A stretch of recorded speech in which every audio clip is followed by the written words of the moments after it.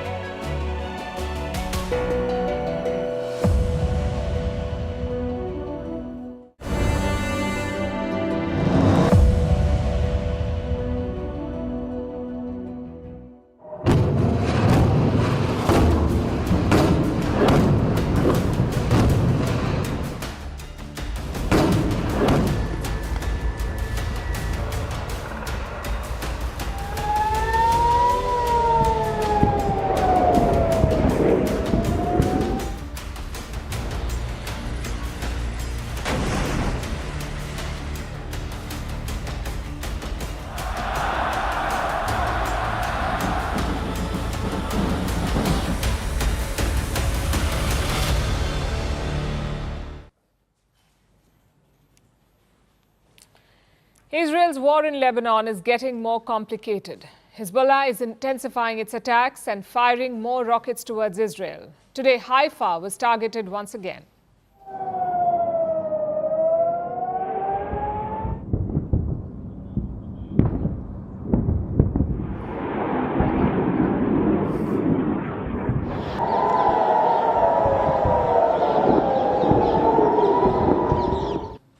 Hezbollah launched a major strike. It fired more than 100 rockets at Haifa and nearby areas. It lasted for about 30 minutes, meaning Hezbollah fired over 100 rockets in half an hour. And this is quite significant.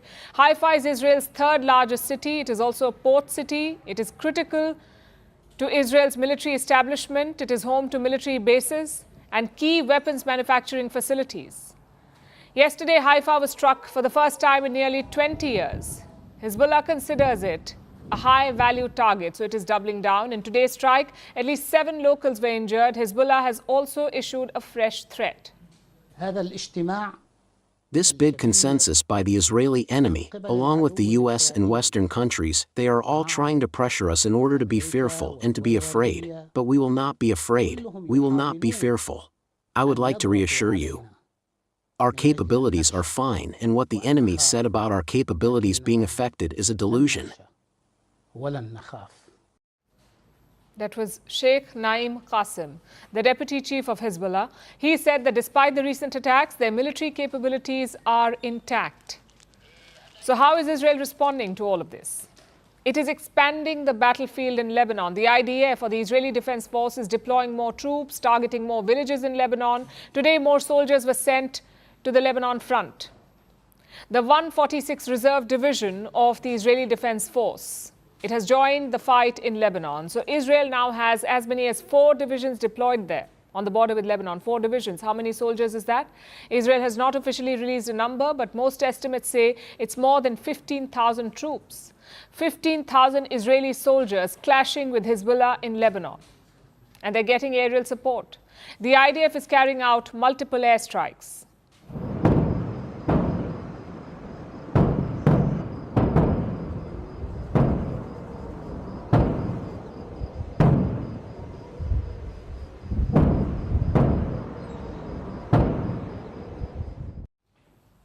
Israel says it is making progress. It claims to have taken over a Hezbollah base in southern Lebanon. Israel says that this was used by Hezbollah as a combat compound. But these gains are coming at a heavy cost. The casualty count is mounting. At least 11 Israeli soldiers have died during this operation. But there's nothing to suggest that Benjamin Netanyahu will slow down. On the contrary, he's ramping it up. He's intensifying the IDF operations in Gaza as well. There were fresh airstrikes today. At least 25 Palestinians were killed. And just like Hezbollah, Hamas is firing back. An Israeli soldier was killed in northwest Gaza today. The Qasim brigades claimed responsibility for this one. This is the armed wing of Hamas, the Qasim brigades. Israel is yet to respond to this claim. Meanwhile, the warnings from Iran are also getting louder. The Islamic Republic of Iran does not want to increase tension and war. Although we are not afraid of war, we are fully prepared. If they want to test our will, as I said, they can. We are ready for any scenario, any situation. Our armed forces are fully and 100% ready, and they have identified all the necessary targets. That was the Iranian foreign minister. He says Tehran is fully prepared for war. Remember, Israel has been talking about an attack, a retaliation for last week's missile strikes from Iran. But it's not clear when Netanyahu will strike and where he will strike. The Israeli defense minister is traveling to Washington to hold talks with the US leadership, possibly to discuss Israel's retaliatory options. And apparently the US is advising them to avoid attacks on Iran's nuclear or energy sites. Instead, they're pushing Israel to strike the Iranian military. It appears Israel has not yet narrowed down on a plan, and frankly, there are no good options here. Whichever path Israel chooses, Iran is bound to retaliate. What remains to be seen is how far each side is prepared to go.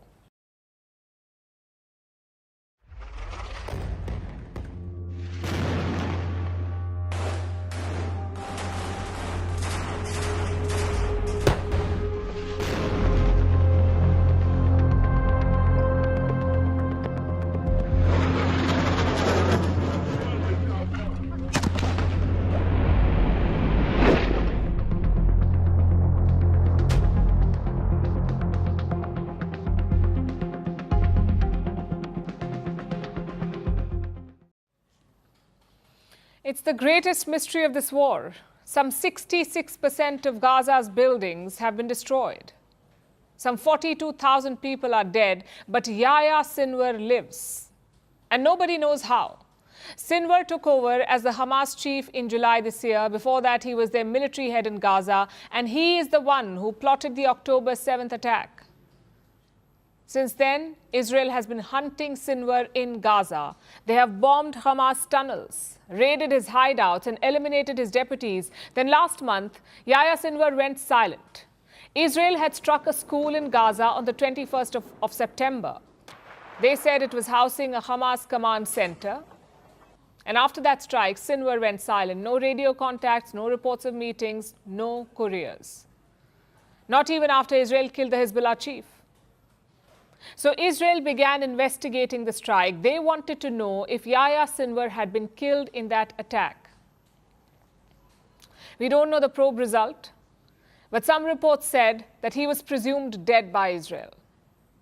Now it turns out that he isn't, or so it appears. On Sunday, Israeli officials said that Sinwar was active again, that he made contact with Qatar. Now, Qatar, as you would know, is a mediator in this war. They've also been hosting a number of Hamas leaders, so the logic checks out. Sinwar has been communicating with and via the Qataris. But this time, Doha has not confirmed it. They say no direct contact was made. The truth is, we cannot be sure, because Sinwar has been a slippery customer. Israel has come close to eliminating him multiple times, but each time he escaped. Sometimes by surrounding himself with hostages, basically human shields. It's a ruthless but surprising feat. Just think about it. Israel managed to kill Ismail Haniyeh in Tehran. They managed to kill Hassan Nasrallah in Beirut, but they have not been able to take out Yahya Sinwar, that too in territory that they, the Israelis, occupy. So what's the secret here? Well, the tunnels are a major reason. Hamas has basically built an underground city in Gaza, a tunnel network that is 500 kilometers long. It's like a maze down there. Very hard to track down and raid. And Sinwar has used it to his advantage. In February, Israel's military released this video. It is said to show Sinwar fleeing through a tunnel.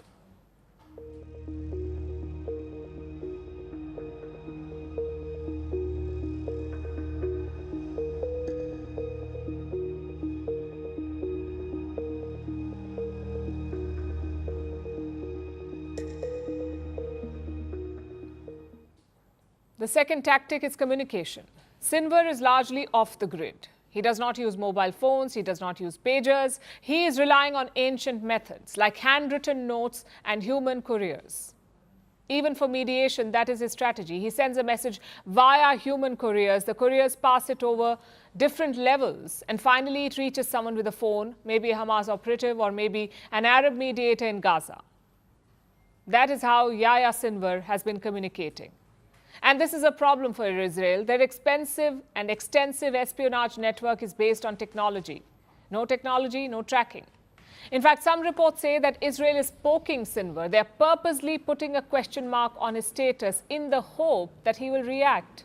Maybe release a statement to say that he is alive, and then he can be tracked. Again, we cannot confirm these reports, but it certainly sounds like something Israel will do. Having said all of this, one question still remains. What is Sinwar's role in this war? How will his death or his capture affect this war? Well, Sinwar is the Hamas chief. He also leads their fighters in Gaza, so he is the final voice on a ceasefire, much like Benjamin Netanyahu is the final voice in Israel. It's Yahya Sinwar in Gaza. Without his agreement, there can be no deal. So that's the first thing, a ceasefire. Secondly, killing Sinwar would be a strategic win for Israel. Yes, there is a revenge angle to it, but it's also strategic. Sinwar represents a radical Hamas faction, a faction that is willing to launch terror attacks like October 7th. Plus, he's among the few leaders left. A number of Hamas commanders have already been killed, like Mohammed Deif, an October 7th plotter, Marwan Issa, a Hamas deputy commander, Saleh al-Aruri, a military commander, and Ibrahim Biari, commander of Hamas's Central Battalion. It goes without saying that every group needs leaders and Hamas is running out of them. Which is why Yahya Sinwar's role is so important. He is one of the few decision makers left. If Israel can take him out, they can claim a big victory, perhaps even wind down the operations in Gaza. Until then, this manhunt will continue.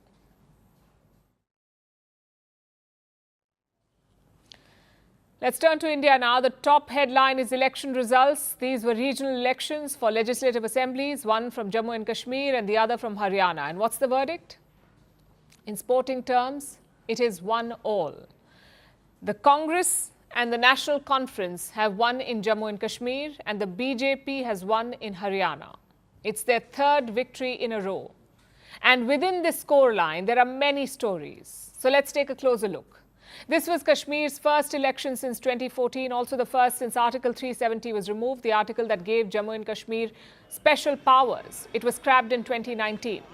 So the election campaign this time was framed around that issue. The BJP said it was a masterstroke, scrapping Article 370. The opposition called it a betrayal. Let's look at the numbers now. The National Conference has won 42 seats. That's the party of Omar and Farooq Abdullah. They were allied with the Congress Party and the Communist Party. The Congress won 6 seats. The Communists got 1 seat. So put together, this bloc, this opposition bloc, has got 49 seats. Now, to put that in context, the Jammu and Kashmir Assembly has 90 seats. The majority mark is 46. They've got 49. It should be smooth sailing for the NC and the Congress. Omar Abdullah is expected to be Chief Minister again. And what about the BJP? Well, they have won 29 seats, all of them in the Jammu region. But we'll come to that later. You see, this victory is a very consequential one. Just look at the NC manifesto. They have promised to work towards the restoration of Article 370, basically to restore special powers to the state. They also want to modify or cancel laws that were passed after 2019. Of course, 370 is the centre's domain. The state government plays no role or no part in it. But it does set the stage for an interesting period ahead, possibly one of friction. Nonetheless, let's look at the big takeaways. First of all, democracy has returned. We did not see any violence during this election. No one's complaining about the results. And that's what ultimately matters. Peaceful and fair elections. That's a big, big win. Secondly, the hardline elements have flopped. Dozens of separatists have joined the poll fray as independents, including allies of separatist leader Engineer Rashid. He's in jail for a terror financing case. But he was granted bail to campaign. Even the Jamaat-e-Islami had fielded candidates in this election. They were all expected to make an impact, maybe cut into the vote bank of the National Conference, but clearly they did not. Only 7 independents managed to win this time. And the third big takeaway, Jammu and Kashmir is a story of 2 regions, the Kashmir Valley and Jammu. Just look at this map. All of the BJP's wins are in the Jammu region, which is largely Hindu-dominated. All of National Conference's wins are in Kashmir, which is Muslim-dominated. And this was the case in 2014 as well. The BJP swept Jammu and the PDP, or the People's Democratic Party, swept Kashmir. This time the PDP is nowhere. They've been reduced to just 3 seats. Even party chief Mehbooba Mufti's daughter Iltija lost her seat. It looks like their voters shifted to the National Conference. Still, the NC is asking the PDP to join their coalition, sort of like a show of unity. And that is the story from Kashmir. The Abdullahs are back in power. They have traditionally had good relations with New Delhi, but this is post-370 Kashmir, so let's see how it goes. Which brings us to the second state, the state of Haryana. The day began with celebrations at the Congress headquarters. Early trends gave them 60 out of 90 seats. It looked like the Congress may oust the BJP in Haryana, that too after 10 years in power, 10 years of the BJP rule. But close to noon, the numbers changed. The BJP raced ahead of the Congress, and look at the final tally. The BJP has won 48 seats, which is a shade over the majority mark of 46. And the Congress has got 37 seats. It's a remarkable win for the Bharatiya Janata Party. A, because no one really gave them a chance. Most exit polls predicted a Congress win. And B, because it's a victory against anti-incumbency. Like I said, the BJP had been in power since 2014. No party had won 3 consecutive elections in Haryana before this. So the odds were against them. But the BJP managed to improve its tally, not only win, but improve the tally. They won 40 seats in the 2019 election, the last election. This time, they've got 48. Now, the Congress is not happy about the shift in numbers. They're talking about foul play by the Election Commission. शिकायतें आ रही कि कैसे batteries जो machine की थी वो 99% और जिन मशीनों की बैटरीज 99% थी उन मशीनों में नतीजा एक आया, हमें हराने वाला नतीजा आया, और जो मशीनें नहीं जिनको छेड़ा गया, जिनकी बैटरी 60-70% जो स्वाभाविक या होनी चाहिए थी, उसमें हम जीत रहे हैं हमारे candidate. Well, the complaints, I'm sure, will be investigated, but frankly, it's a losing battle. You cannot accept the system in Kashmir and question the same system in Haryana. It's a clear double standard. The Congress should rather introspect. They were set to be in pole position in the state of Haryana. So how did they mess it up? A lot of factors are being talked about, including infighting in their ranks. You see, there were 3 chief ministerial aspirants in the party, in the Congress party: Bhupinder Singh Hooda, Kumari Selja, and Randeep Surjewala. It's a situation that inevitably backfires. But let's also look at the bigger picture. What do the results in Haryana mean for Indian politics? Again, 3 things. 1, it's a speed bump for the opposition. They were flying high after the Lok Sabha elections, despite losing. There was talk of a Congress resurgence. A victory in Haryana may have added momentum to those conversations, but now questions will be asked. The Congress had a direct face-off with the BJP in Haryana. They had issues to capitalize on. And their leader, Rahul Gandhi himself, led massive marches and rallies. Yet they lost. Secondly, it's a big relief for the BJP. In the Lok Sabha, they suffered setbacks in northern India, in states like Haryana, Uttar Pradesh, Bihar, and Himachal. But this result shows that it's not a free fall, that they can still turn it around. And finally, number 3, it sets the stage for elections in Maharashtra. That's the big one coming up. Maharashtra is the richest state in India. It's currently ruled by a BJP coalition. Let's see how that one unfolds.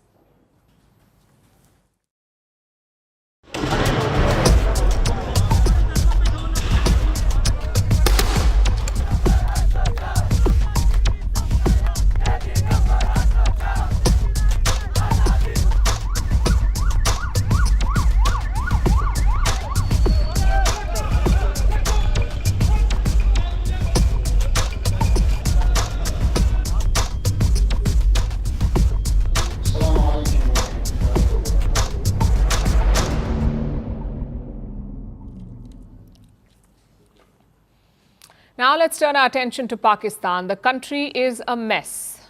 This is a news, it's a fact.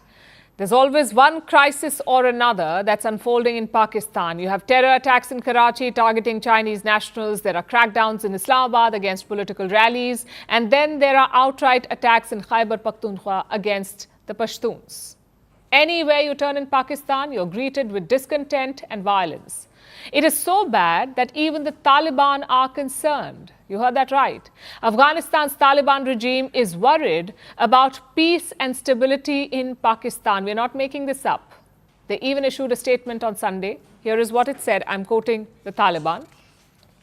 The tensions between the government and political opposition supporters in Pakistan has reached an alarming level that could adversely impact the entire region. The best approach to address the legitimate demands of the people is via negotiations and understanding. This is the Taliban saying. The recent events have proven that rejecting negotiations further complicates matters. We are closely monitoring the situation in Pakistan and hope that the Pakistani government and influential institutions will deal reasonably and pragmatically with the growing discontent. That was the Taliban, asking Pakistan's government to get their house in order, asking them to negotiate with the people so that the chaos in Pakistan does not cause regional instability. Can you imagine how bad does a government need to be to draw criticism from the Taliban, to be put on the Taliban's watch list? Islamabad was not amused, of course. They issued a sharp rebuttal yesterday. Pakistan's foreign ministry called the remarks unacceptable interference and regrettable meddling. They added, and I'm quoting, "Instead of lecturing a democratic country, the Taliban government should focus on resolving its internal issues, prioritize inclusivity and meet the needs of its own people, including women's right to education, rather than restricting their rights with misleading interpretations of religion." The second part is definitely true, but calling Pakistan a democratic country seems a bit delusional. Think about what led to the Taliban's remarks. These were the scenes from the streets of Islamabad on Friday. Containers used as barricades, police firing tear gas, desperately trying to stop a protest. The protest was led by the PTI, the Pakistan Tehreek-e-Insaf Party. It's the party of former Prime Minister Imran Khan, who has been in jail for over a year now. Imran Khan has been locked up on a number of charges. The Pakistani government filed more than 150 cases against him. Not one of them has stuck. But whenever Imran Khan gets bail, a new case pops up. Some fresh ones were lodged this weekend because of the protests. The government accuses Imran Khan of fomenting violence, even as he sits behind bars. He's fomenting violence, they say. And today it was announced that visitors have been banned from seeing him. Pakistan really is quite the democracy. And it is amid this chaos that the Taliban issued their statement. It seems Kabul is wary of regional instability and security threats. And that's something a lot of nations should be, in fact, concerned about, especially considering the SCO summit next week. The SCO is the Shanghai Cooperation Organization. It's a Russia and China-led grouping with 10 members, including India and Pakistan. A summit of the SCO will be held in Islamabad on the 15th and 16th of October, and leaders from all the member nations are actually going. Why? Who knows? Perhaps it's been a while since their last near-death experience. Whatever the reason, all the SCO leaders will be there, and so will India's External Affairs Minister S. Jaishankar. Duty calls apparently. Islamabad knows that it has to put on a good show. New loans and bailout packages may be riding on this summit. So Pakistan has effectively put Imran Khan in solitary confinement. It is banning groups like the PTM, an ethnic Pashtun movement. They want to hold a national Pashtun convention, but the police are literally setting their camps on fire. That is how bad the repression is in Pakistan. Islamabad is stamping out any hint of dissent because it wants everything to be perfect for the SCO. But yesterday's attack proved that with Pakistan, terror is always around the corner.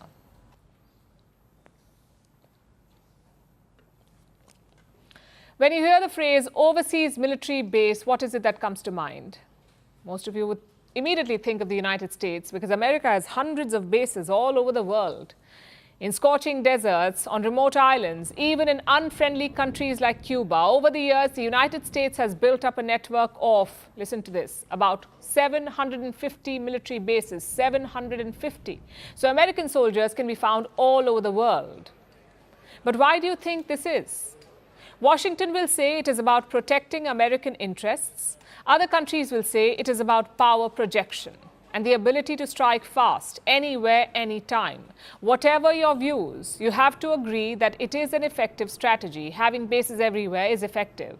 So now other countries seem to be eyeing the same thing, especially America's chief rival of the century, China. China officially has just one overseas base, officially, in the African nation of Djibouti. The US has a base there too. So does the UK, France, Italy, Germany, and even Spain. Djibouti really isn't picky. Pretty much anyone can go there and set up camp. So China having a base there is not really a big deal. But what if it had another base, an exclusive one, in an allied country at a strategic location? Well, China's rivals would be wary, because such a base would be a threat. And this is precisely why there's so much speculation about a base in Cambodia. The Reem Naval Base. It is located in southern Cambodia on the Gulf of Thailand.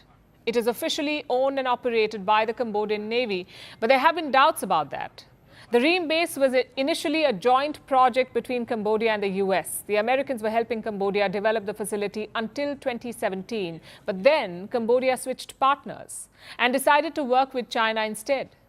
Beijing swooped in and started dismantling American buildings there. This was in the year 2020. And things moved fast after that.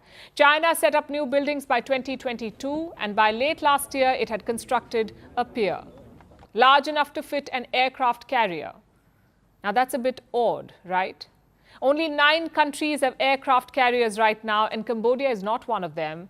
So then why this giant pier? That was suspicious enough. But then satellite imagery revealed something even more disturbing. Since December last year, 2 ships have almost constantly been docked at the Reem Naval Base, 2 Chinese A-56 corvettes.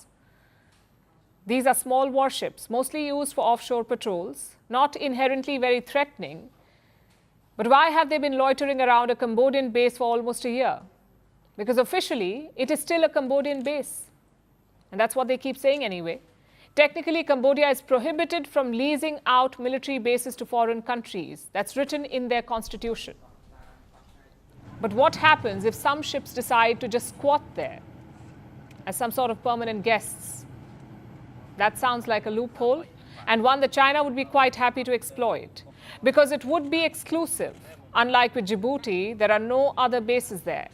So the Reem base would give China something no one else has, and the location has strategic value. It is located right next to Vietnam. Beijing has territorial disputes with Hanoi.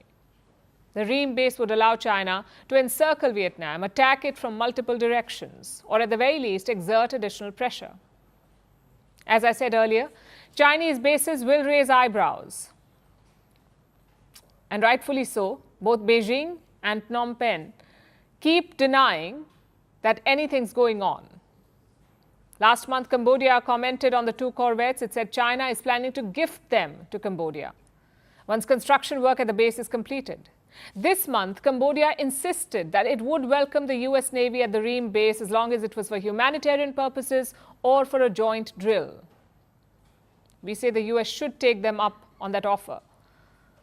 Just to get a closer look, because by the looks of it, China is trying to expand its military presence. It might take them decades to catch up to the US, but they seem to have taken the first step. And that's bad news for all of China's neighbors and the Indo-Pacific as a whole.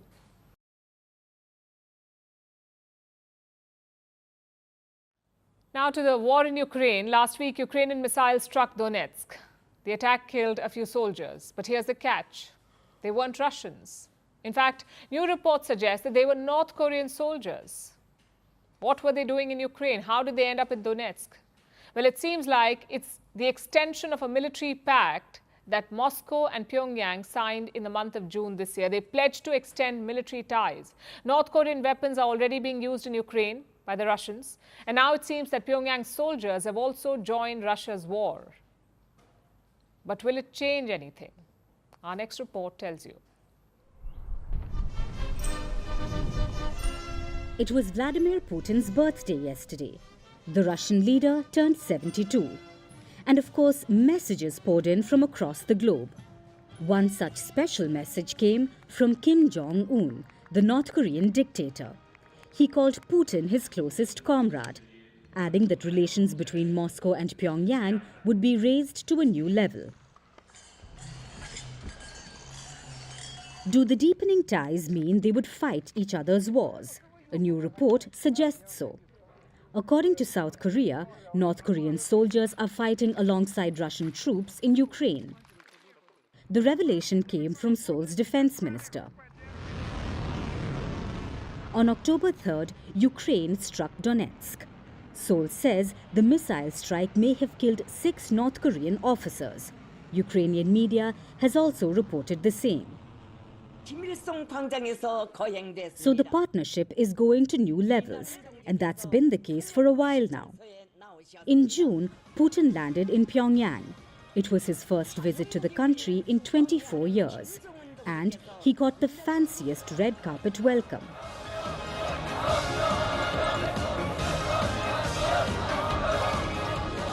Last year, Kim travelled to a city in the Russian Far East, so the ties have been growing.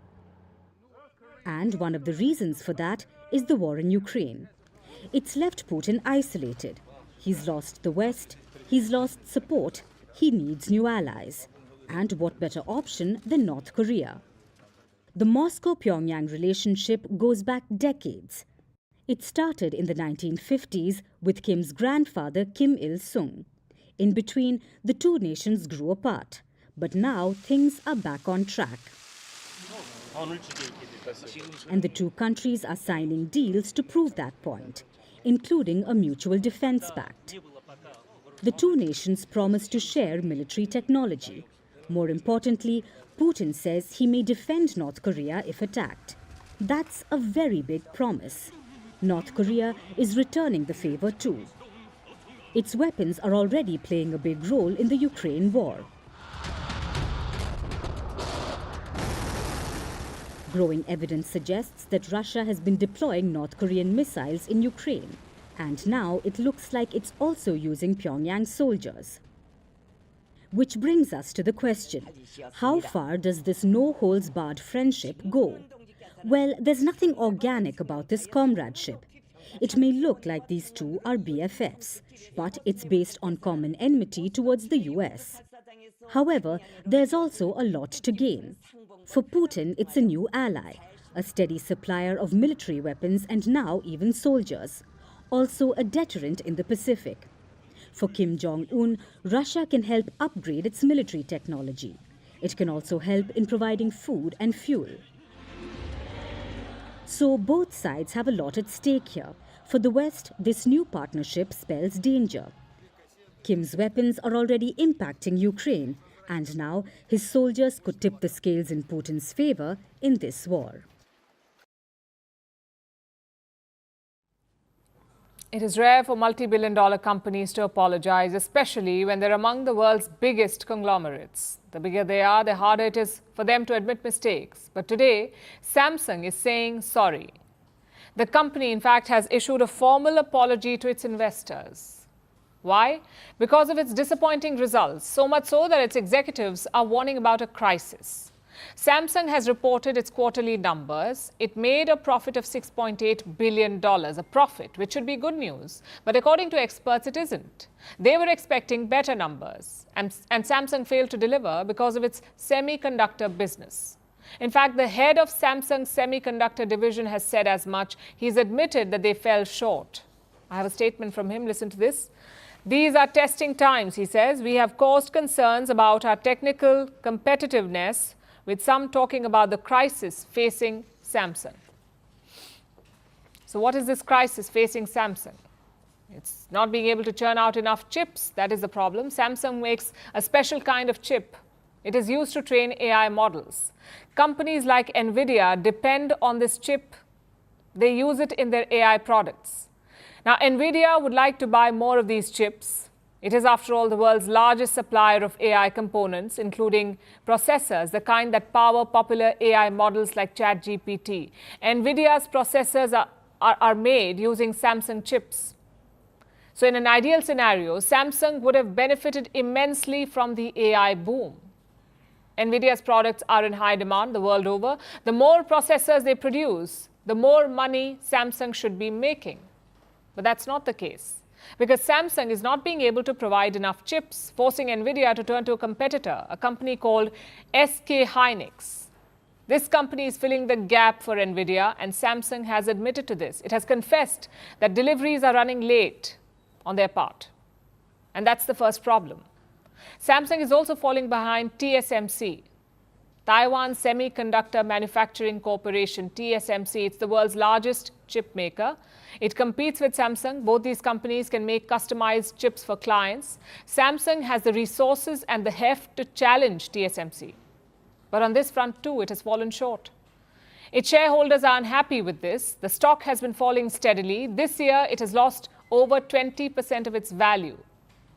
Long story short, Samsung needs to get its act together. It is one of the biggest tech and electronics companies in the world. But in South Korea, it's much more than a company. Samsung is what they call a chaebol. What's a chaebol? It's a term for large South Korean conglomerates, usually controlled by a single family. These chaebols dominate the country's economy. They hold outsized wealth, and they're also among the biggest employers. Companies like LG and Hyundai, they're all part of this club. But Samsung is by far the biggest of them all. It accounts for around 15% of South Korea's economy, this one company. So Samsung is critical for the country and for its economic stability. But it has been going through a rough patch. Its financial results have failed to impress investors. There have been protests. Workers have gone on strike, first in South Korea and then recently in India as well, demanding better pay and working conditions. Last month, Samsung also announced sweeping layoffs, impacting up to 30% of their workers overseas. The thing is, this company is struggling with AI, the biggest tech breakthrough in recent history. And the company is also promising to course correct, to overhaul its setup. But it won't be easy because market demand is also slowing down. Big tech is becoming more cautious with their AI investments. Their previous bets are yet to pay off. They've already spent billions of dollars on AI. Now they'll have to tread with caution. While the technology does hold promise, the timeline for the returns is hard to predict. So tech giants are expected to go slower or to stagger their investments. And that's bad news for companies like Samsung because less investment means less demand for Samsung chips. You could say it's the perfect storm for them. It has fallen behind competition and new business is shrinking. Samsung needs to course correct urgently. Its future may depend on it. A strange war is sneaking up on us, a sneaker war, where the usual frontrunner, Nike, seems to be on the back foot. The giant has witnessed its biggest drop in sales since the pandemic. In the latest quarter, Nike's revenue fell by 10% and profits fell by 28% from a year ago. Meanwhile, Nike's rivals, Adidas and Asics, are enjoying boosted sales. And sneaker upstarts are grabbing more market share. Why? Because in this battle for the $84 billion sneaker market, innovation is key. Here's a report. Maybe George Orwell had a point. 1984 was a tough year, especially for Nike, the US athletic footwear company. Nike's profits were down. Its growth had stalled. Unsold inventory was backing up. So in 1985, Nike birthed a revolution. It released the Air Jordan 1 after a deal with the basketball legend Michael Jordan. Back in 1985, a pair of Jordans was priced at about $65, and Nike expected to sell 100,000 pairs in the first year. Instead, it sold 1.5 million in the first 6 weeks. Today, Air Jordan, which has dozens of models, is considered the holy grail of sneakers. It has influenced people, pop culture, and businesses everywhere, helping make Nike the world's largest sportswear company.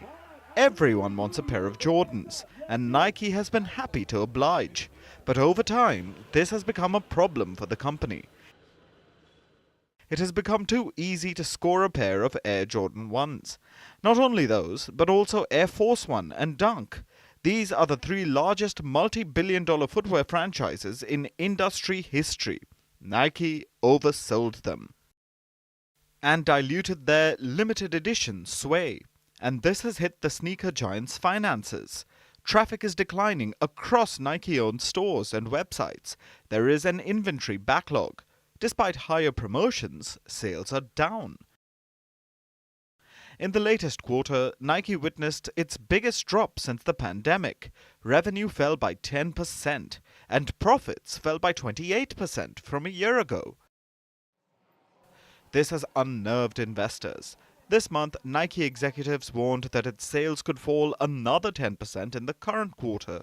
So the company declined to provide a forecast for the next fiscal year ending in May 2025 and postponed the investors' meeting. What are they waiting for? Actually, the correct question is, who are they waiting for? Elliott Hill. Nike is replacing their current CEO, John Donahoe, with their former CEO, Hill. And he will have one job, to make Nike cool again. Which is going to be tough. It won't be as simple as regaining the air of exclusivity for their Air Jordans, because the company is already on it. Nike is reducing the release of Jordans by 35% this year. And this is not 1984. This time, the landscape is different. The sneaker market is booming. It stands at a whopping $84 billion globally, and it's expected to grow at about 5% annually. Because sneakerheads are fashion-forward customers. They already have shoes. They're looking for something more. Nike is tumbling in this area. It's failing to innovate, and upstarts are grabbing the market share, like Decker's Hoka and the Roger Federer-backed On. Plus, while Nike does little to drive demand, other big names are taking innovation and running with it. New Balance has 990, Asics has Gel Cayano, and of course, Adidas, Nike's biggest competitor, has the Samba and Gazelle. While Nike is in a slump, Adidas is charging like a gazelle towards boosted sales, with expected third quarter revenues to increase by 10% from a year ago. Now that's reason enough to Samba.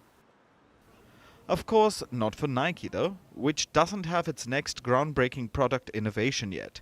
And until it does, the sneaker giant will remain on the back foot.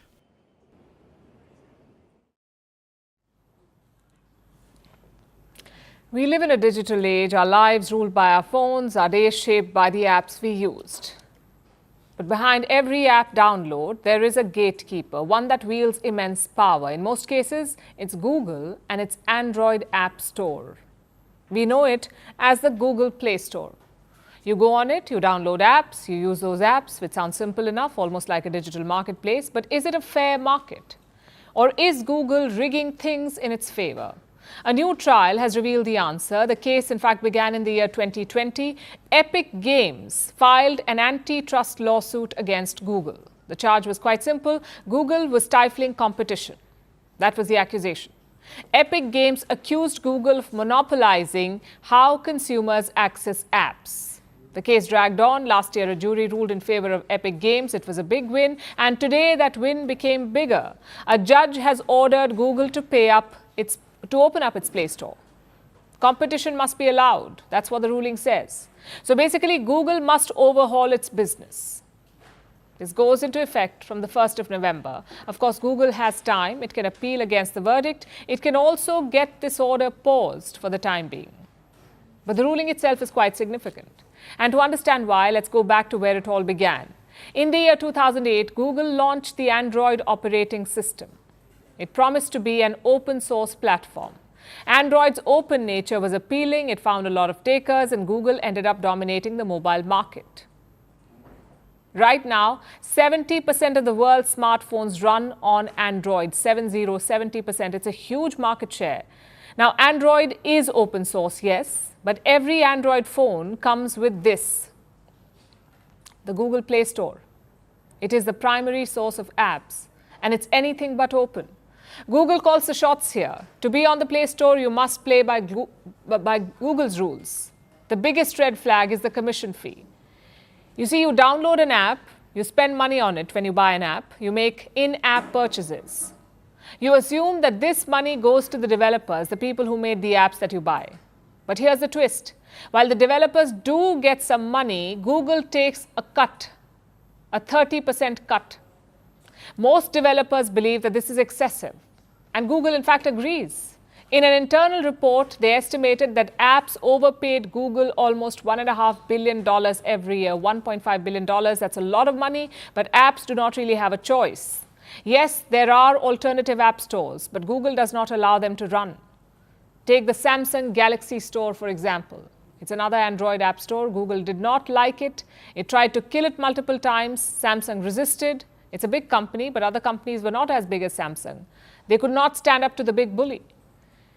So the result is what we have now, an illegal monopoly. Google calls the shots. You must abide by its terms. If you don't, you're out. It's as simple as that. And Google has gone to great lengths to maintain this. It has signed deals with phone makers. For example, OnePlus. Google offers them incentives to prevent pre-downloading of other app stores. It also courts top apps like Netflix and Spotify. Spotify does not even pay the Play Store fees. Why? Because of a secret deal. So you get the gist here. This is how Google keeps competition away and stays on top of the game. This new court ruling aims to change that. It says Google must open up Android. It must allow third-party app stores. But don't expect it to happen immediately. Google will most likely appeal this order. Nonetheless, it's a good start, a sign that Google's dominance is being challenged. And while this ruling does give app developers a fighting chance, regulatory intervention is the only way to level the playing field. Our last story tonight is about the eternal question: what is art? Artists, philosophers, scientists, they've all come up with different answers. But I'll let you in on a secret. No one knows, not even art museums. Recently, a Dutch museum picked artwork out of the trash bin because someone threw it away after confusing art with actual rubbish. And this is not an isolated case. Legendary works of art have been thrown in garbage bins, scribbled on, and even eaten. Here's a report. That looks like trash. How many times have you looked at a piece of art and said that to yourself? If you're no art connoisseur, then this is a thought that must be a frequent intrusion. But fear not, because you aren't alone. Recently, a Dutch museum literally picked artwork out of a dustbin because a staff member thought that the display was actually rubbish and chucked it in the trash can. This is what the artwork looks like: 2 empty beer cans. If you look closely, these dented cans have been meticulously hand-painted. It's a job so well done that they resemble real cans. This artwork is called All the Good Times We Spent Together and was created by French artist Alexandre Lavey. And the cans were displayed inside the museum's lift as if left behind by construction workers. That was the concept, and it worked so well that one of the workers in the museum thought they were leftovers from lazy visitors and threw them in the bin. When the curator realized that the art was missing, bins were emptied out and the cans were discovered.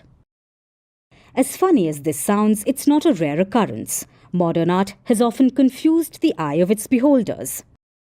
For instance, last year a visitor ate the famous banana taped to a wall. This viral artwork is worth $120,000. In 2016, a woman filled in a crossword puzzle at a gallery. It was actually a 1965 piece by Arthur Kopke. It's worth more than $90,000. In 2011, a German cleaner mopped up a smudge on the floor. This too was art. It was an installation by Martin Kippenberger and valued at more than $900,000. If you think this is bizarre, know that sometimes even iconic pieces of art have literally been fetched out of the trash. In 2019, a gardener at an Italian museum discovered a bag of trash. When he looked inside, he found Gustav Klimt's Portrait of a Lady. This iconic painting was presumed missing for decades, and today it's worth about $66 million. In 1889, after legendary artist Vincent van Gogh cut off his ear, he visited a doctor. As a thank you to him, 2 weeks later, Van Gogh presented him with this gift: a portrait. The doctor's mother thought it was so bad that she used it to patch a hole in her chicken coop. For decades, this painting collected dust in the doctor's backyard trash pile. Today, it's worth over $150 million. So it's really the ultimate question, to be or not to be an art trasher. After all, when it comes to art, there's a fine line between trash and treasure. Now it's time for Vantage shots, images that tell the story. Heavy rains lead to rare flooding in the Sahara Desert in Morocco. Bright red and green northern lights illuminate the skies over northern Finland, and drones deliver food to visitors on the Great Wall of China. Finally, we're taking you back in history. On this day in 1932, the Indian Air Force was established. It was set up as an auxiliary unit of the British military. Until 1950, it was called the Royal Indian Air Force. But once India became a republic, the royal prefix was dropped. We're leaving you on that note. Thank you for watching. We'll see you tomorrow.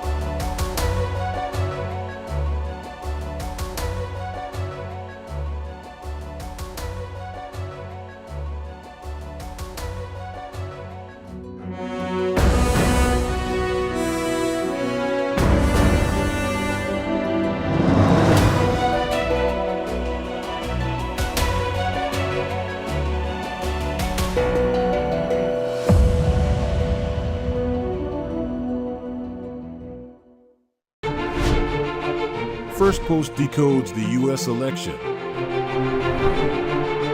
explains how America chooses its president. Your primer on the race to the White House.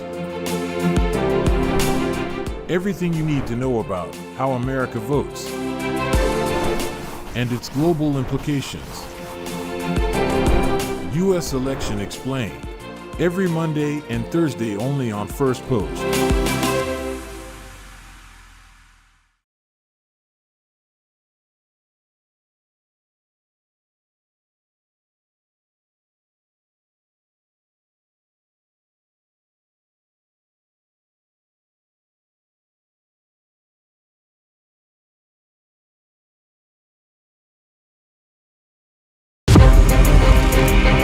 From impeachments to inaugurations, if it's a political story, we are on the scene. The race for the White House is heating up. Kamala, you're fired! I say, bring it on. If it's breaking news, we're live with the latest coverage. From the White House, the State Department, and Capitol Hill, we know the issues, but above all, we know the players to bring you the latest in-depth analysis on all the key stories that we're covering. I'm Eric Ham. Join me from Washington here on Firstpost America.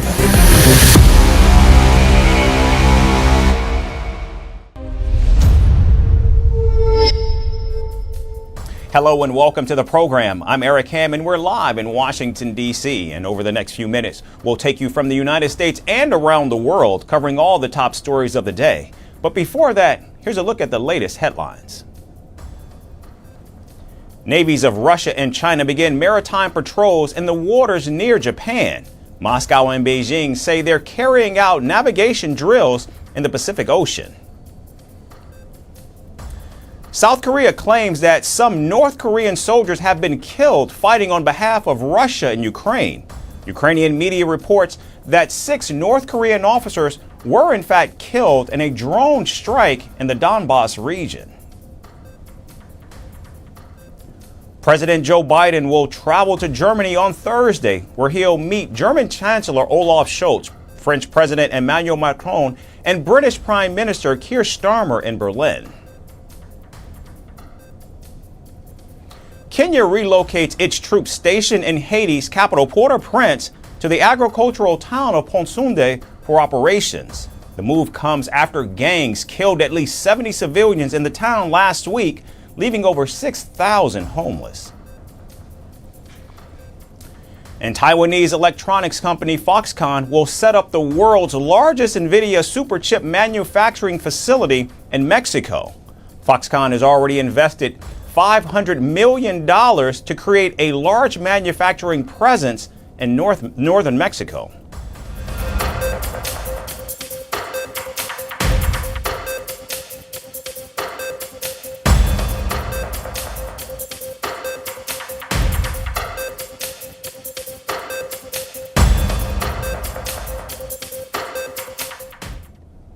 We begin in the Middle East, where Israel's relentless campaign against Hamas appears to have delivered a string of decisive blows. In the past year, Israel has picked off the group's leadership one by one and eliminated figures once thought to be untouchable. Mohammed Deif, the shadowy head of Al-Qassam brigades, was killed in a Gaza airstrike. Ismail Haniyeh, the political wing's leader, was blown apart in Tehran, and Saleh al-Ahuri, a founding commander, was eliminated in a Beirut explosion. Israel has even extended its reach to Lebanon, decapitating Hezbollah by killing its leader, Hassan Nasrallah. But for all of Israel's successes, one target continues to slip through their fingers: Yahya Sinwar, the mastermind behind the October 7th attack. Despite speculation that he might have been killed, Sinwar has reemerged after weeks of silence and is reestablishing contact with mediators in Qatar. Sinwar's silence stirred rumors of his demise, but a senior Qatari diplomat told the Jerusalem Post that he had merely cut off contact, believing Israeli Prime Minister Benjamin Netanyahu had no intention of negotiating. His elimination advances the return of our residents to their homes in the north. It also advances the return of our hostages in the south. The more that Hamas leader Yahya Sinwar sees that Nasrallah will not be coming to his rescue, the greater the chances are for returning our hostages. Now, there's no doubt Sinwar's continued survival is a painful frustration for Israel. In fact, reports claim he's been carrying explosives and surrounding himself with at least 20 hostages to avoid being killed. With the lives of nearly 100 hostages hanging in the balance, including the bodies of some confirmed dead, Sinwar shows no signs of relenting. Here we will continue and put pressure, and we will hit Hamas, and will erode and eliminate Hamas. We will also reach Hamas senior operative Mohammed Sinwar and his brother Hamas leader Yahya Sinwar. All these people, these cursed terrorists, we will reach. Anyone who thinks otherwise should look at Hamas Deputy Military Commander Marwan Issa and Hamas military leader Mohammed Deif. They also thought they were immune. They are not with us today. They made their mistake. He will also make his mistake, and we will carry out our mission. Meanwhile, in an ominous twist, Sinwar is not just seeking survival, but reportedly plotting his next move. Yet given the IDF's reach and resolve, not to mention their near-perfect precision at targeting their enemies, even amid perhaps nefarious plans, it certainly seems Sinwar is on borrowed time. And here in the United States, President Joe Biden and First Lady Jill Biden paid tribute to the victims of the October 7th attacks. Vice President Kamala Harris also commemorated the anniversary of the Hamas terror attack by planting a tree at her official residence. The Democratic presidential nominee said she supports a ceasefire in Gaza and the return of all hostages, including Americans, that are still in Hamas captivity. Good afternoon. In a few moments, Doug and I will plant a tree here on the grounds of the residence of the Vice President of the United States. And we dedicate this tree to the 1,200 innocent souls in an act of pure evil on October 7, 2023, who were massacred by Hamas terrorists. We must reunite the hostages held in Gaza with their families. And I will never stop fighting for the release of all the hostages, including the American citizens, living and deceased. Meanwhile, Republican presidential nominee Donald Trump also paid tribute to victims of the October 7 attacks. The former president paid a visit to Lubavitcher Reb's gravesite in Queens, New York, considered to be one of the holiest Jewish sites in all of North America. Donald Trump then flew to Florida, where he participated in another October 7 remembrance event and called the Hamas attacks on Israel the deadliest since the Holocaust. October 7th was not just the deadliest day for the Jewish people since the Holocaust. It was not just the worst terror attack since 9/11. It was an attack on humanity itself, and a lot of that has to do with the leadership of this country. This attack, the October 7th attack, would never have happened if I was president. I can tell you. And in an appeal to sway Jewish voters, Donald Trump pledged to support Israel's war against Hamas and Hezbollah if he's reelected to the White House. So here is my commitment to you on the solemn date. I will not allow the Jewish state to be threatened with destruction. I will not allow another Holocaust of the Jewish people. I will not allow a jihad to be waged on America or our allies, and I will support Israel's right to win its war on terror, and it has to win it fast. No matter what happens, it has to go fast. Meanwhile, Donald Trump's running mate J.D. Vance called the Hamas attacks not just an attack on Israel, but also on America. Speaking at a campaign event in Washington, the Ohio senator backed Israel's right to defend itself against any future attacks. United in the basic common sense principle that we want the good guys to win and we want the bad guys to lose. And what happened on October the 7th was disgraceful, and we have to fight to make sure it never happens again. It is disgraceful, and I hate to I'm going to get a little political here. It is disgraceful that we have an American president and vice president who haven't done a thing. Vice President Harris, our message is bring them home. Use your authority to help bring them home. We can do it. We just need real leadership. The Hamas terror attacks on October 7th last year unleashed an Israeli offensive against the group, which has left the Gaza Strip almost completely decimated and has resulted in the death of over 42,000 innocent civilians. And staying in the United States, Florida is now on high alert once again, bracing for a second devastating storm in 2 weeks. Hurricane Milton is now a monstrous Category 4 storm and is rapidly closing in on the state. Communities still reeling from the destruction of Hurricane Helene are racing against the clock to evacuate as Milton barrels toward Tampa Bay, threatening to become one of the most destructive storms in history. Here's the latest update. Florida is bracing for yet another catastrophic blow. Just days after Hurricane Helene left a trail of destruction across the southeast, now Hurricane Milton is barreling toward the state, threatening to become one of the most devastating hurricanes in recent memory. In less than 24 hours, Hurricane Milton strengthened as Florida scrambled to recover from Helene's deadly impact. out here to fill up my sandbags. I didn't do it last time, and this time I want to feel better inside my home and hopefully protect some of my stuff. Water got up into our driveway, and I don't want it to happen. I prepared for Hurricane Milton by disconnecting cables, preparing my important documents in a waterproof portfolio. I will close my windows. I already bought food and water in case there is scarcity. I also bought some candles in case the power takes a while to come back. Packing winds of nearly 180 miles per hour and fueled by record-hot Gulf waters, Milton is now set to make landfall near Tampa Bay on Wednesday.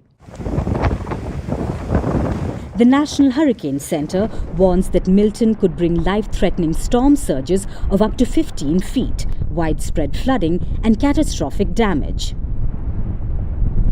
Somewhere in this purple area, not everywhere, somewhere in this purple area, we are predicting 10 to 15 feet of storm surge. To put that in perspective, I'm 6 feet tall. That's more than 2 of me high. And if this is realized, that is more surge than was experienced during Helene. So to sort of put that in perspective, I want to urge everyone, if you've been ordered to evacuate, those evacuations orders are serious and you absolutely must follow them. Governor Ron DeSantis has called for Florida's largest evacuation effort since 2017's Hurricane Irma. Time is running out, he said, urging residents to leave low-lying areas before the storm hits. Counties across the state have already issued mandatory evacuation orders.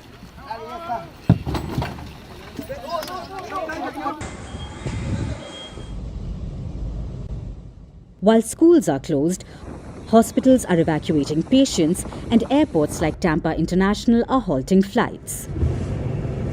It is expected to make landfall on the west coast of Florida sometime between Wednesday evening or perhaps even very early on Thursday. This has gone slower than the projections were in terms of the how it's moving towards Florida. And if that continues, it's going to push back when landfall will happen. If you're in the Tampa Bay area, you need to evacuate. If they have called for your evacuation order, I beg you, I implore you to evacuate.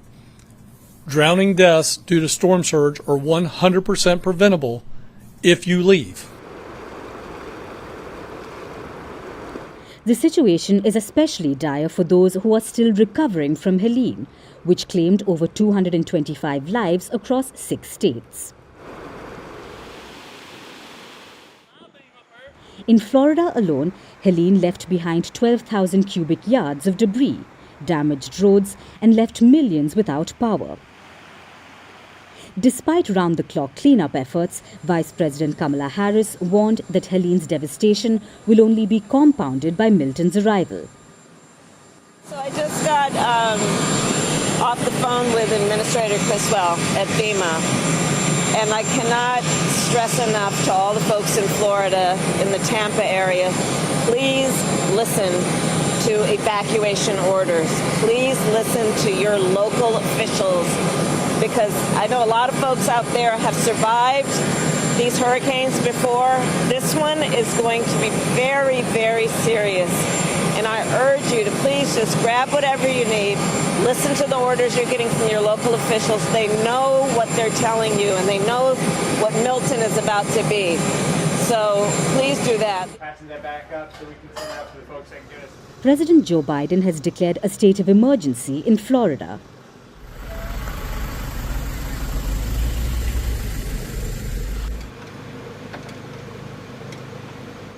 Thousands of federal workers and National Guard troops are already on the ground, with more aid expected.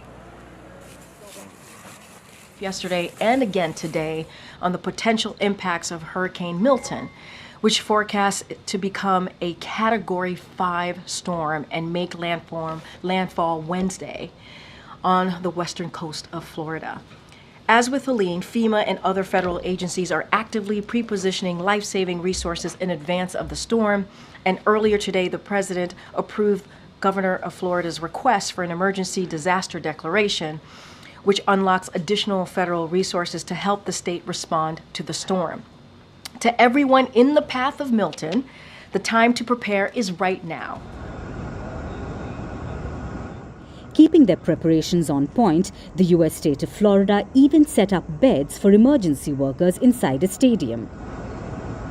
At Tropicana Field in St. Petersburg, green-colored day beds were seen on the field.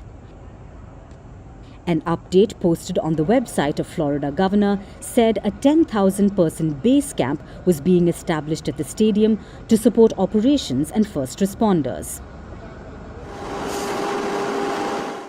So, as Florida braces for impact, preparations before Milton's landfall have been fast-tracked. Yet, amid the chaos, the message is clear. Get out while there's still time. Milton could be the storm that tests Florida's limits like never before.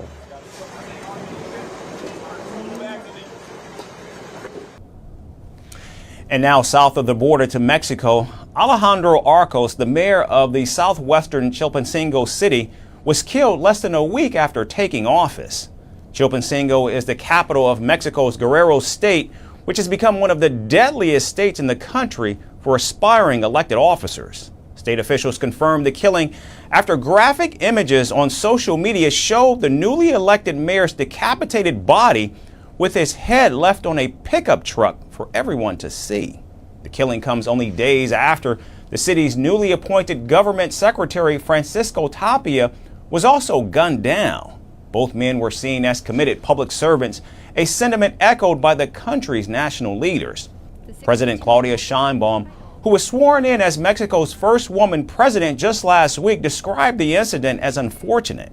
The president has promised that her cabinet will soon roll out a new security strategy to tackle the rise in gruesome killings and illegal drug trade. Regarding the unfortunate incident with the mayor of Chilpancingo, the case was reported to me this morning. The necessary investigations are being carried out to find out the reasons, the motive, and of course to make the corresponding arrests.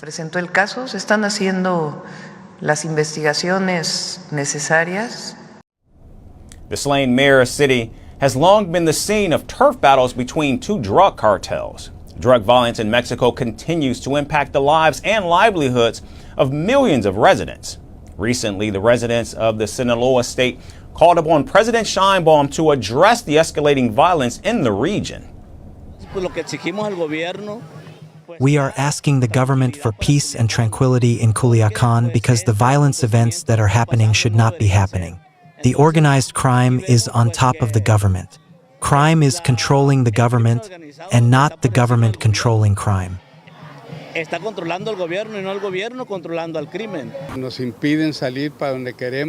don't allow us to leave wherever we want to. They take away public spaces. They attack economic activity, and from a psychological point of view, this really damages us. We must not wait another minute. We need to act, elaborate, and be willing to change any kind of tactics and strategies to achieve the peace and tranquility that are needed in Culiacan. Still, the two gruesome killings within a week of President Claudia Sheinbaum swearing in reflect the intense challenge that drug-related violence poses in Mexico. The president promises a new security strategy, but will it be enough to crack down on the cartels? And finally, Putin has reportedly demolished his lavish Black Sea villa due to fears of Ukrainian drone attacks. A symbol of power and luxury, the presidential palace had become a target for Kyiv. The villa once served as a political and personal retreat, but Putin's growing paranoia has forced him to take some very drastic measures. Here's the latest on Putin's missing mansion. At 72 years young, Russia's President Vladimir Putin is still commanding headlines and flexing his muscles as one of the world's most powerful leaders. Known for his tough guy image, one might assume there's nothing that could shake him. After all, this is a man who rides horses shirtless and dives into icy waters for fun. But as the wise say, actions speak louder than carefully curated photo ops. Turns out, even Putin's swagger has its limits. Case in point, Bukharov Arushi, his once lavish Black Sea retreat that's now more rubble than relaxation. Once known as Putin's mysterious palace, allegedly funded by a few wealthy friends who clearly love a good housewarming, the estate sat majestically in Sochi's Centralny city district. Until May 2023, the palatial summer home was complete with a striking red roof, but it mysteriously bit the dust, leaving behind a sandy-colored crater and some very confused trees. Interestingly, the surrounding buildings remain untouched, while the lush foliage seems to have thrived in the absence of any palace parties, sporting a solid year's worth of overgrowth. The DIY destruction seems to have Putin's fingerprints all over it. Why, you ask? Well, ever since the Russia-Ukraine war began in 2022, the once glamorous villa has become a hot target for Ukrainian drone strikes. After nearly 2 years of dodging explosives, perhaps Putin figured, why let them have the satisfaction of blowing it up when I can do it myself? Even the mighty Putin has his fears. Reports suggest he stopped flying into Sochi altogether, ditching the villa that was once his go-to for official purposes like hosting foreign guests, to spending cozy time with his secret lover, the Russian gymnast Alina Kabaeva. After all, it's hard to balance work and pleasure when there's a real risk of your luxury estate turning into a fireball. Bokarov Rushi, which dates back to 1955, wasn't just a mansion. It was a testament to Putin's love for the finer things in life, renovated several times under his watchful eye and with quite the alleged price tag of $1.37 billion. The villa boasted a marble gym, a Japanese garden, and even a Moscow-style office to maintain the illusion that Putin was in the capital. Because why wouldn't you want your colleagues thinking you're working when you're actually lounging by the sea? During the pandemic, Putin even holed up in the Bokarov Rushi, avoiding the virus like it was an actual political opponent.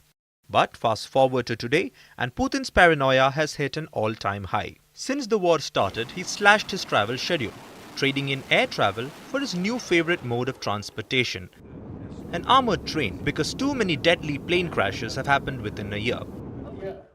Putin's decision to level his beloved villa seems to be a blend of strategy and survival instinct.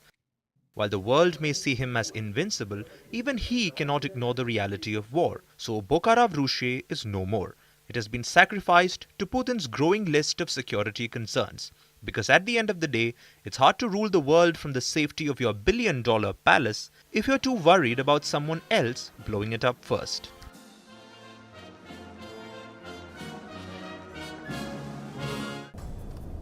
That's all we have time for today. Thanks so much for tuning in. We look forward to seeing you right back here again tomorrow. Thanks again for watching.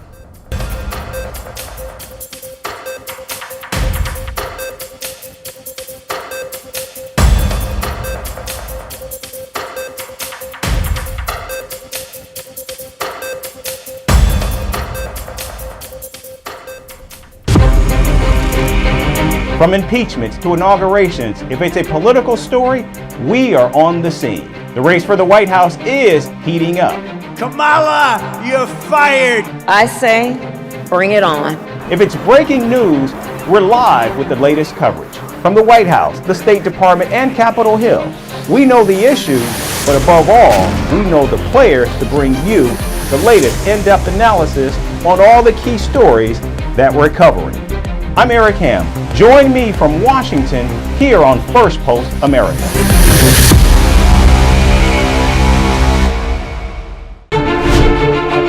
Firstpost decodes the U.S. election,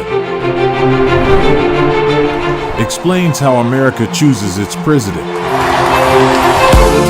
Your primer on the race to the White House.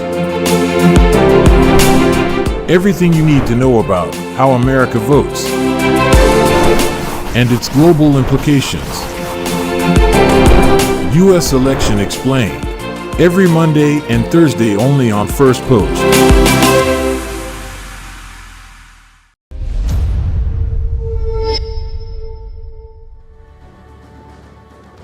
Hello and welcome to Firstpost Africa, where we get you the top stories from the continent and from across the world.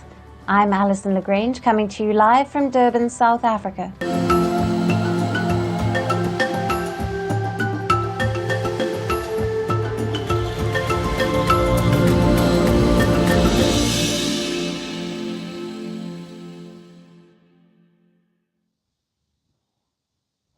Hello and welcome. Let's take a look at our top story. It seems like France might just be on the cusp of putting its diplomatic relations at stake with another one of its former colonies in Africa. The already fraught relations between France and the Democratic Republic of Congo could possibly be hitting a new low.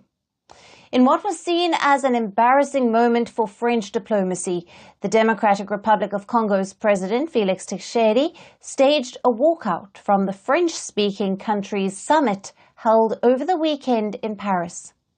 The walkout came after French President Emmanuel Macron failed to mention the ongoing war in eastern Congo in his opening remarks at the summit. The French president spoke about conflicts ranging from Ukraine to Lebanon and Armenia, but made no mention of the Democratic Republic of Congo, which has irked the Central African nation. I firmly believe that the Francophonie is a place where we can work together to promote a diplomacy that defends sovereignty and territorial integrity everywhere throughout the planet, and that carries the same message standing next to Ukraine, which is under attack today, its borders and territorial integrity threatened by Russia's war of aggression. And all of us believe in the freedom of people to decide for themselves, and are convinced that there can be no peace in the Middle East without a two-state solution. We all stand by our Armenian brothers for the respect of their sovereignty and territorial integrity. We all stand by our friend, the Lebanese people, whose sovereignty and peace are today being shaken. Kinshasa considered the omission of war in eastern DRC in President Macron's speech as an attempt by its former colonizer to appease Rwanda, whose former foreign minister, Louise Mushikiwabo, sits as the head of the Organization of Francophone Countries. To contextualize, Rwanda was never a colony of France, but French is one of the official languages of Rwanda. Moreover, the DRC and Rwanda have had tense diplomatic relations with each other in recent years. But why are the DRC and Rwanda at loggerheads with each other? Let's understand. The Tutsi-led March 23 or M23 armed rebels have been waging an insurgency in DRC's violence-torn east since 2022. The DRC and the United Nations have accused neighboring Rwanda of backing the group with its own troops and weapons. Rwanda, which denies supporting the M23, says it has taken what it calls defensive measures and accuses the Democratic Republic of Congo of fighting alongside a Hutu rebel group. Now, the Democratic Forces for the Liberation of Rwanda, or the FDLR, which has attacked the Tutsis in both countries, now both countries have participated in several rounds of negotiations, with the most recent one being in late August, which was aimed at easing the conflict that has displaced over 1.7 million people. But media reports say that Rwanda claimed at the Francophone Summit that the DRC refused to sign a deal on M23 conflict. Congo did not respond to those claims. Angola, the mediator appointed by the African Union, has also been trying for months to make progress on this sensitive issue. Despite French President Macron's proposal for a three-way meeting to resolve the issue, both countries' leaders held separate bilateral talks with France on the issue at the Francophone Summit. While they were standing just a few meters away from each other, DRC's President Félix Tshisekedi and Rwandan President Paul Kagame did not even exchange a glance. At the group photograph that took place during the opening of the summit, the local media reports also suggested that President Tshisekedi skipped a luncheon organized by the head of the Organization of Francophone Countries on Saturday. Sensing that the walkout by the DRC's president might overshadow France's efforts to revive its lost colonial influence after several coups in Africa, President Emmanuel Macron called for Rwandan troops and M23 rebels to withdraw from the east of the Democratic Republic of Congo at the closing ceremony of the summit. Now, President Macron also called for dismantling of all armed groups in the mineral-rich conflict-torn region, while he said that any political processes should include M23 and all other political compositions. He later told the media that France was not taking any sides and encouraged both countries to reach an agreement in talks mediated by Angola. With the situation between the DRC and Rwanda continuing to remain tense, it is yet to be seen how much will France balance out between the two French-speaking countries, which are resource-rich. One will also be watching out for whether France is able to host a three-way summit to ease the conflict or not. To discuss more on this, we have with us today Espoir Ngalukie, a political activist and security expert, who is joining us live from Goma, the Democratic Republic of Congo. Thank you for being with us. Thank you so much. Now, Espoir, in your view, what are the main reasons that President Tshisekedi has decided to walk out of the summit? Yes, the main reason is because when the president of France, Emmanuel Macron, when he was speaking on the open ceremony, he didn't emphasize about the war that is happening now in Congo, because Congo is a victim of the war caused by Rwanda and Uganda. And for the Congolese opinion, and for the Congolese president, he would like to hear that the president of France is emphasizing by condemning Rwanda to aggress Congo. As Emmanuel Macron didn't condemn Rwanda, the Congolese president Tshisekedi was angry. Only that. Right. And how has this action affected diplomatic relations between the Democratic Republic of Congo and France? Yeah, for now, I think that attitude, I don't know if it will have an impact on the Congolese and France relationship in diplomacy. Congo is like a poor country led by people who sometimes they look like people without vision. And France is giving opinion, is giving order to some Congolese leaders who are leading Congo currently. And what happened, I don't know for real if it will have any impact on the Congolese and France relation, because it's not the first time. When the president of France, Emmanuel Macron, came in Congo, I think 2 years ago, Congolese President Tshisekedi had the same attitude. And, France is helping Congo on many areas, like in health area, in education area, in many areas. And France is supporting Rwanda, military and on many areas. Right. Right. And what impact might this walkout have on the broader goals and unity of the organization of the Francophone-speaking countries? Yeah, now, for now, Congo is like on the top of the biggest Francophone country. And what happened, in normal situation, it could have an impact on the Francophone countries, on countries that speak French.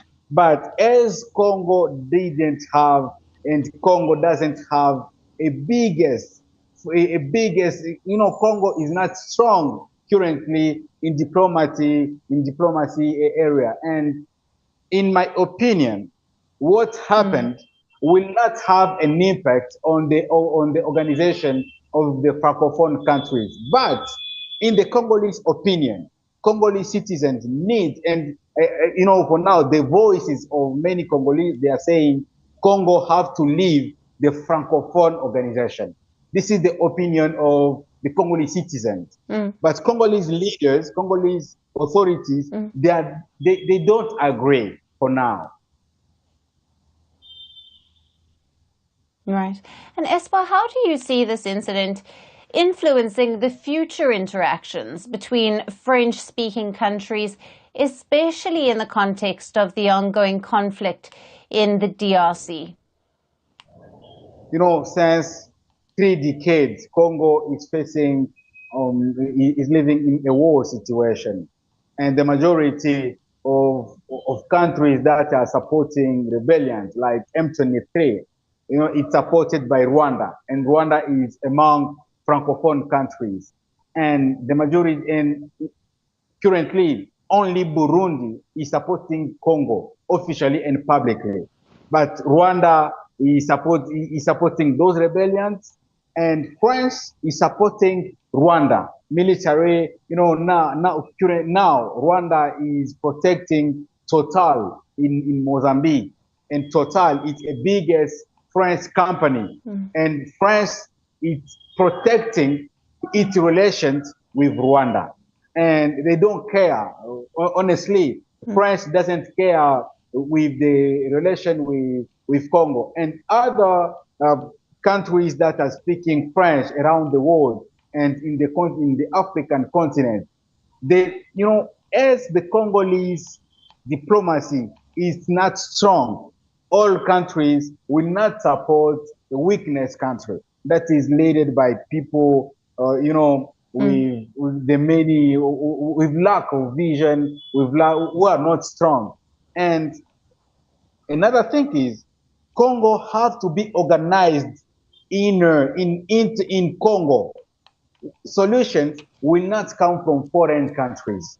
And as the Congolese leader, the expectation is to have solutions coming from foreign countries. And in my opinion, I don't think that the best solution will come from foreign countries. Right. Espoir, thank you very much for being with us on Firstpost Africa and for sharing your views on all the latest. Thank you so much.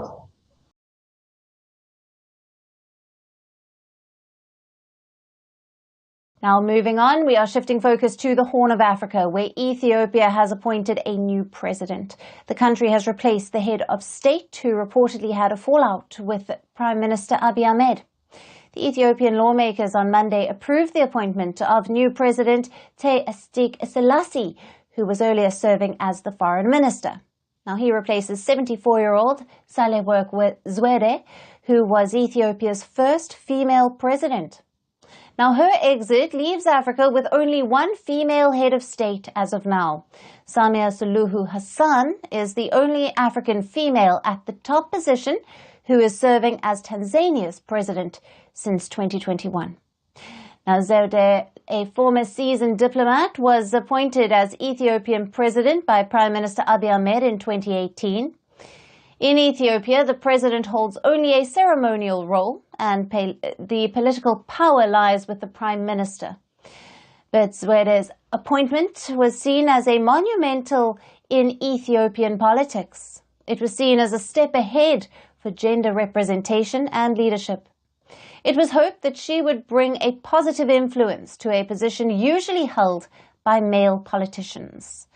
Her appointment helped improve Abiy Ahmed's credentials with Western governments. But things reportedly changed in recent years, and a rift erupted between the two. Zewde's tenure coincided with bloody ethnic conflicts which shaped her presidency. First, the 2-year war in the northern Tigray region, which ended in 2022, and then fighting in the neighboring Amhara region. She faced heavy criticism for her silence, especially on issues of gender violence. Thousands of people have been killed and millions displaced in the conflicts. More than 120,000 women were sexually abused during the Tigray War.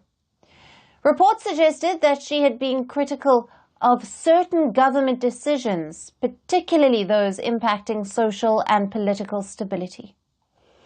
Ahead of her removal, she also posted a cryptic message on social media where she wrote that she was not happy with being silent in the last year. Now, Prime Minister Abiy Ahmed has not commented about the rift, but her removal certainly hints that the reports were right. Ethiopia's new president is also an experienced diplomat, and he shares close ties with Prime Minister Abiy Ahmed. And it is to be expected that the current administration's policies would continue under his tenure.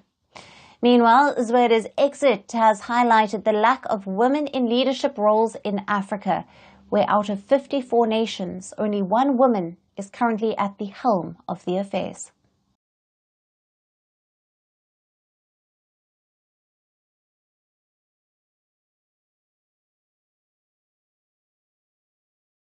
And moving on to Nigeria now, Africa's biggest oil producer has taken a groundbreaking step. Nigeria has decided to ditch the US dollar and sell its crude and refined oil in the local currency, the naira. In a historic move, Nigeria has begun selling its crude oil to the Dangote refinery in the local currency. The Dangote refinery is Nigeria's first private oil refinery. As per reports, Nigerian government is supplying 385,000 barrels of crude oil daily to the refinery. In return, Dangote will provide gasoline and diesel to the domestic market, also paid for in naira. The government says that the move is expected to boost local refining and to reduce dependence on imported fuel through this initiative. Even though Nigeria is a leading oil-producing nation, it does not have enough refining capacity and ends up importing most of its refined products. By refining locally, the country aims to save billions of dollars that would have been spent on fuel imports, thereby stabilizing the dollar exchange rate. Nigeria took the crucial step at the beginning of the month after a directive from the Federal Executive Council. The decision marks a significant shift as Nigeria's oil industry relied heavily on the dollar for decades. While Nigeria is not completely abandoning the dollar, it is taking a significant step toward reducing dollar dependence in its oil sector. The decision comes at a time when many nations in the world are moving away from the US dollar and exploring alternatives to trade. The de-dollarization campaign has gained momentum after the Russia-Ukraine war, with sanctions playing a significant role in the reducing of trust in the currency. Some countries that have launched de-dollarization efforts are the BRICS nations: Brazil, Russia, India, China, and South Africa. Nigeria has also expressed its intention to join the bloc, and it has notably decided to ditch the US dollar the same month that BRICS summit will take place in Russia. Now, Nigeria's finance ministry says the move will improve the growth and stability of the country's economy. With around 37 billion barrels of oil reserves, the country accounts for 3.1% of global reserves. A key economic measure, the move could also impact its foreign policy. Now, could the decision be a clear signal of Abuja's alignment with the global south rather than the west?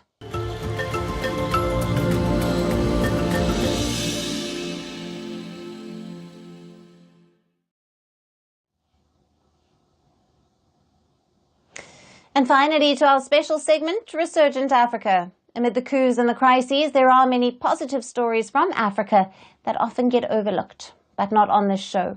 Our story today is from South Sudan. Filda Brandas is not just a footballer. She is a trailblazer in South Sudan, a country where the scars of conflict run deep and where women in sports are few and far between. As South Sudan's first left-footed national player, Brandas is doing more than just kicking a ball. She's shattering stereotypes and redefining what's possible for women in a male-dominated society. Our final report gets you all the details. Women today, whether in developed or developing nations, are increasingly empowered to live life on their own terms. Even though the weight of patriarchy still lingers, their voices grow stronger with each passing day.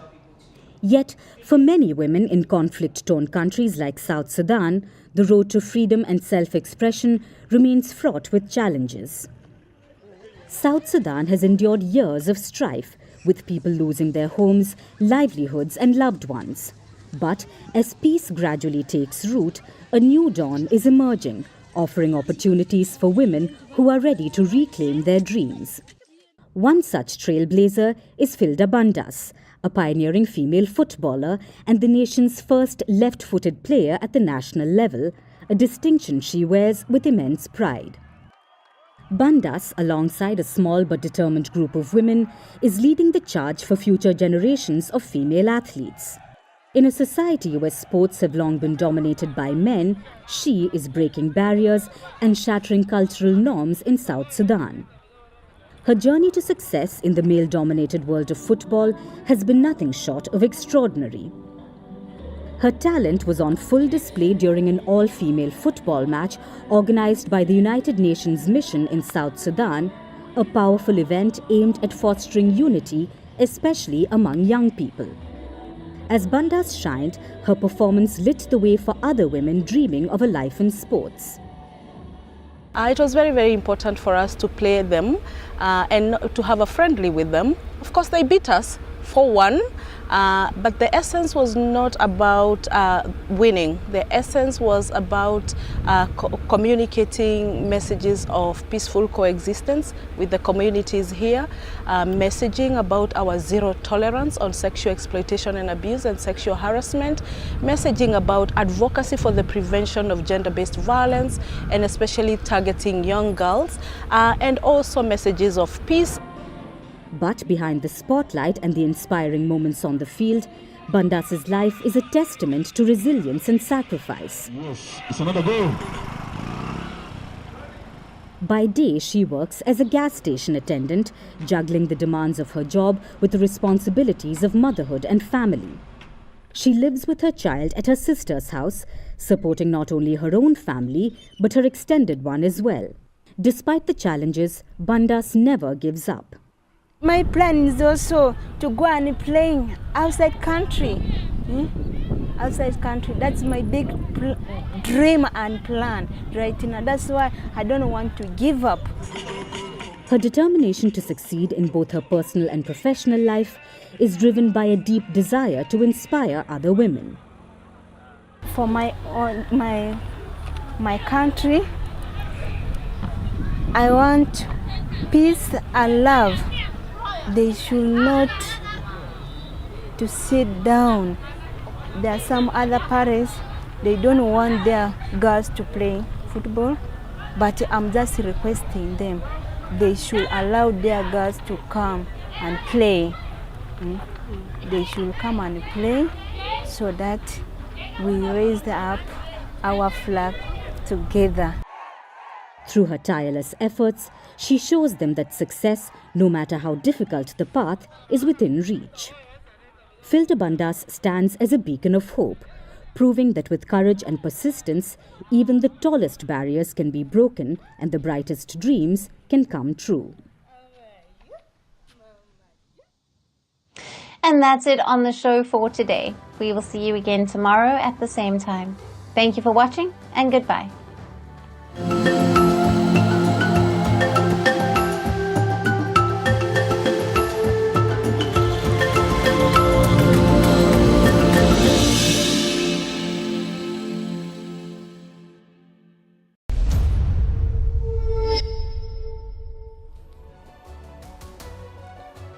Hello, namaste.